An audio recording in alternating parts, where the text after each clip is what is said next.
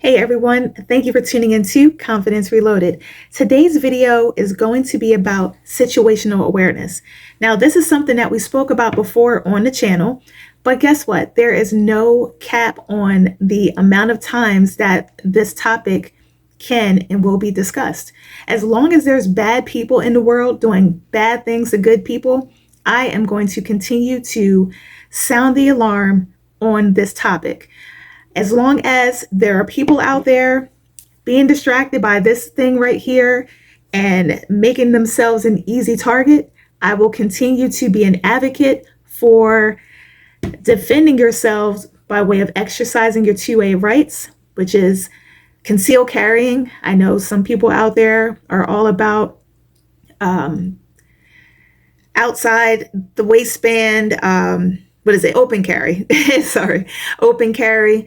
I'm more of a concealed carry person, but whether you're using a firearm in either capacity, carrying a knife, using pepper spray, something that will protect you in some type of way.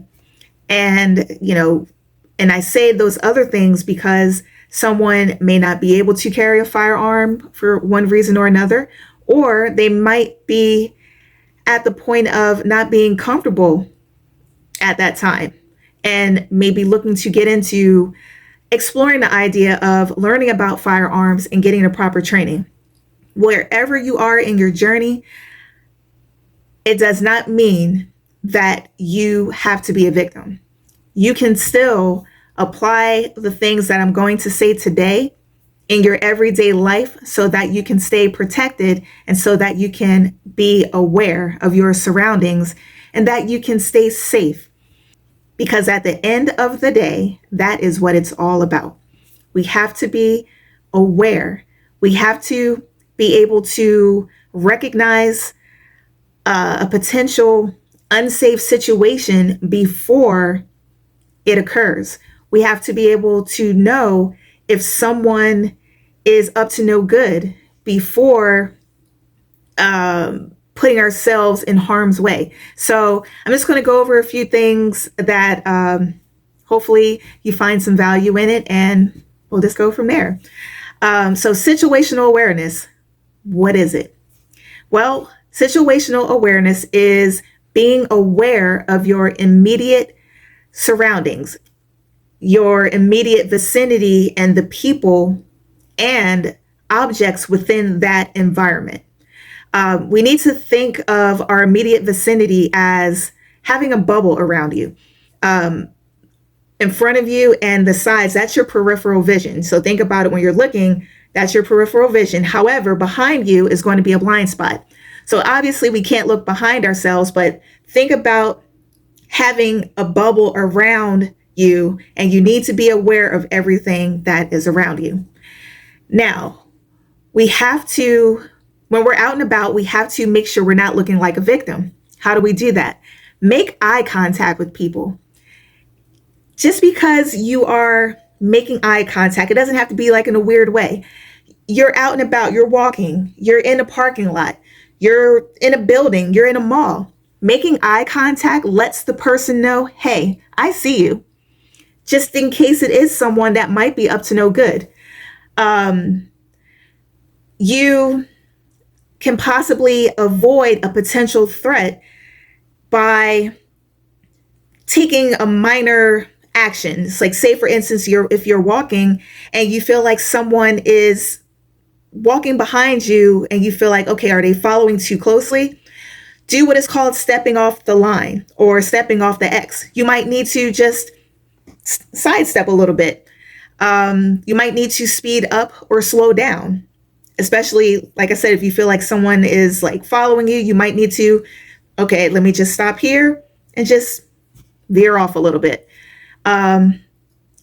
Also, walk with your body erect, head up, maybe walking faster than the crowd. Don't lag behind. Look like you belong. At the end of the day, you just want to look like you belong. Walk with purpose.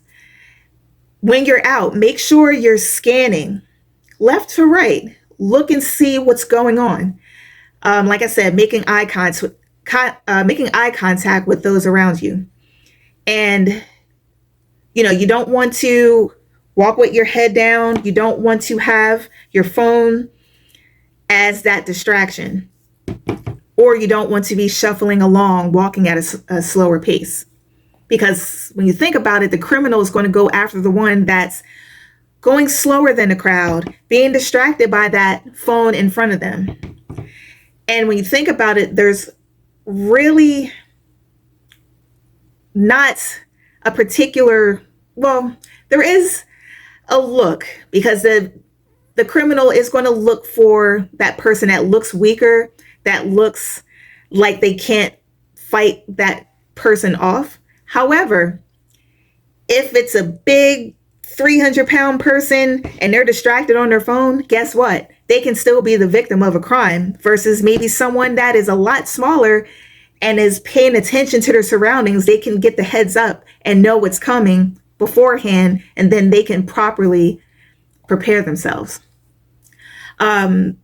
So I'll go over the color codes of awareness because most people have never heard of this.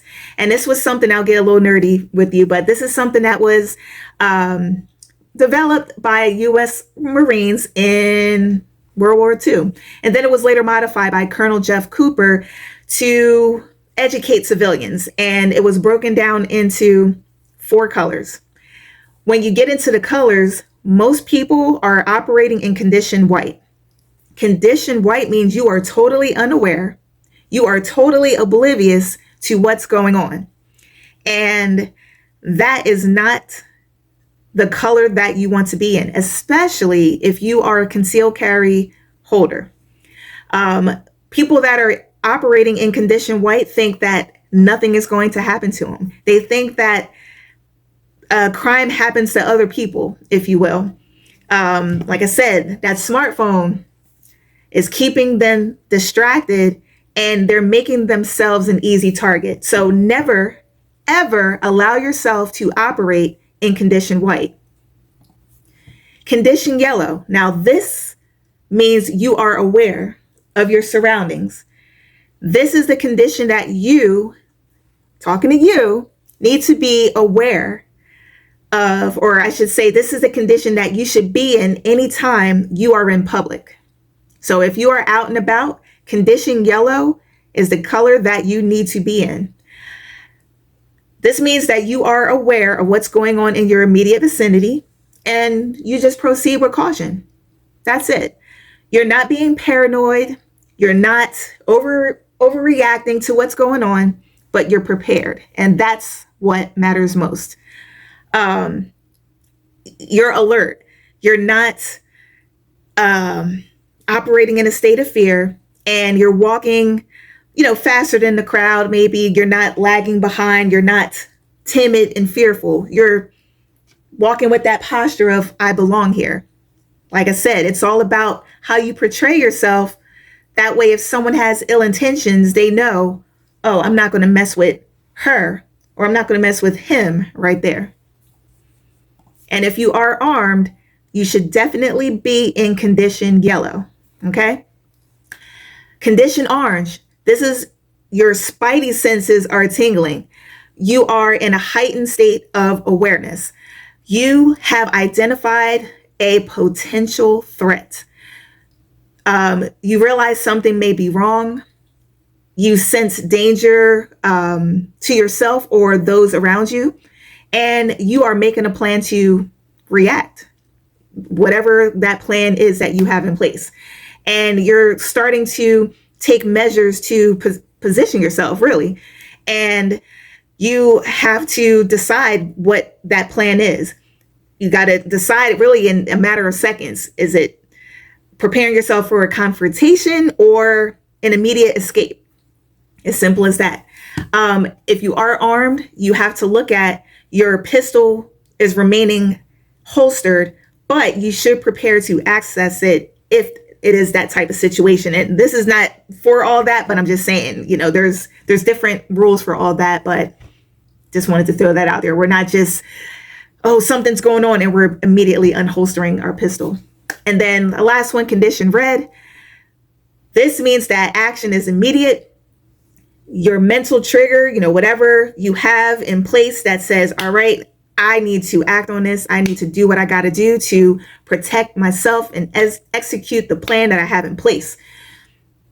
You are probably operating off of instinct and adrenaline at this point. And yeah, you realize you got to most likely engage the threat.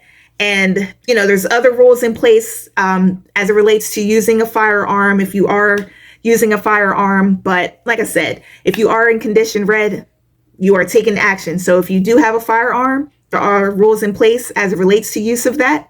If you don't have a firearm, but you have, say, pepper spray or a knife, whatever the case may be, you are fighting as if your life depends on it, because most likely it probably does if you are in a dangerous situation.